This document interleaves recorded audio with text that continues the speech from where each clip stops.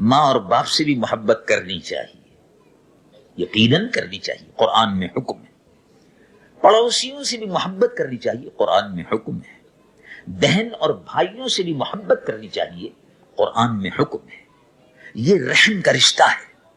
اسلام نے اس بہن اور بھائی کے رشتے کو قائم رکھنے کے لیے بڑا زور دیا ہے۔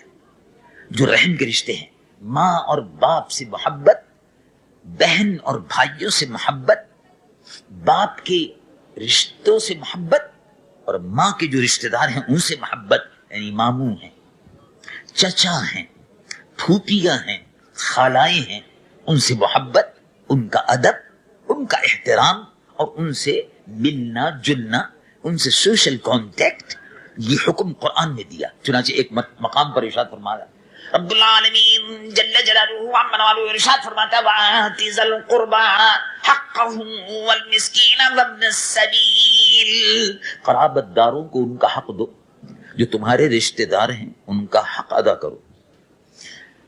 وَالْجَارِ ذِي الْقُرْبَى وَالْجَارِ الْجَنْبِ، جو تمہارے پڑوسی ہیں، جو قرابت دار ہیں، جو پڑوس میں رہتے ہیں، ان کا بھی حق ہے، ان سے محبت سے ملو۔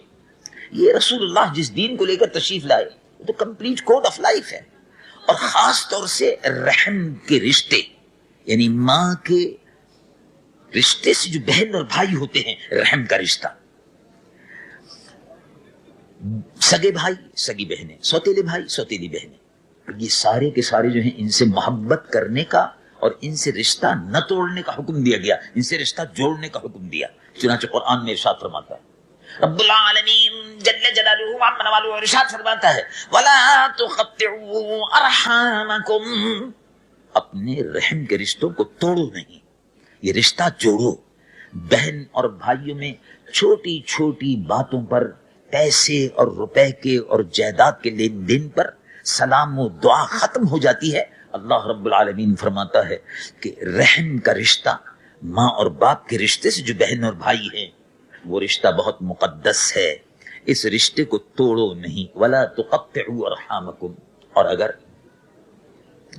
اگر کسی شخص نے بہن اور بھائی کے رشتے کو جان بوجھ کر توڑ دیا، جان بوجھ کر اس رشتے کو جوڑا نہیں بلکہ توڑ دیا، تو اللہ رب العالمین جل جلالہ عما والہ ارشاد فرماتا ہے کہ جنہوں نے اس رشتے کو توڑ دیا، اللہ رب العالمین ان کو عذاب دے گا۔ یہ قرآن مجید و فرقان حمید کی واضح آیات ہیں، میں اب اس کی تفصیل میں زیادہ نہیں جاتا، لیکن جو بات عرض کر رہا تھا کہ رسول اللہ حضور پر نور محمد رسول اللہ صلی اللہ علیہ وسلم جس دین کو لے کر تشریف لائے، یہ دین محبت کا دین ہے۔ یہ اپنے بہن اور بھائیوں سے بھی محبت سکھاتا ہے، یہ اپنے ماں اور باپ کا ادب و احترام سکھاتا ہے، یہ ایک فیملی، یہ ایک خاندان اسٹیبلش کرتا ہے۔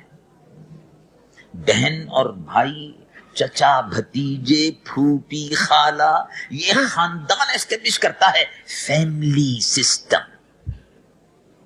آج کے دور میں سب سے بڑا جو کام ہو رہا ہے وہ یہ ہے کہ فنڈامنٹل رائٹس کے نام پر رشتے ختم ہو رہے ہیں۔